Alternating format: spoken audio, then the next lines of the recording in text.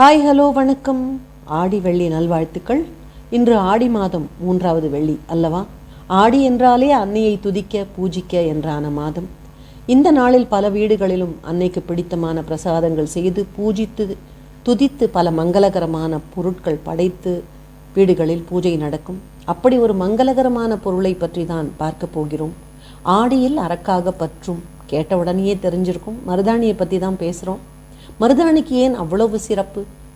சீதாதேவியை ராவணன் கவர்ந்து சென்று அசோகவனத்தில் சிறை வைத்த போது ராமர் எப்போது வருவாரோ, தன்னை மீட்டுச் செல்வாரோ என அவள் துடித்து தவித்து ஏங்கி தவித்த நாட்களில் அவளுக்கு உற்ற தோழியாக உற்ற துணையாக இருந்தது ஒரு மருதாணி செடி.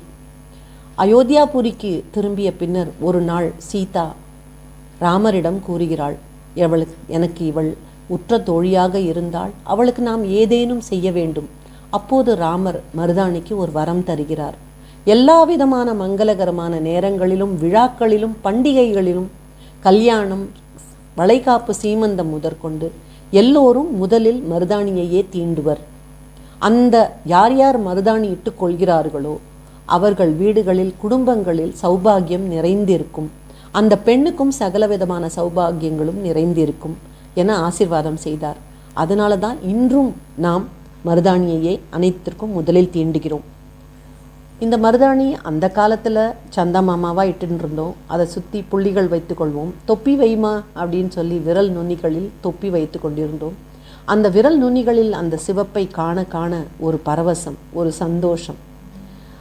அதே போல் இன்னொரு பரவசம், அம்மா அந்த மருதாணி இட்டு கொண்ட உள்ளங்கையில் பழையது பிசைந்து மாவடு தண்ணியோட கையில் போடுவாங்க, உருண்டை போடுவாங்க.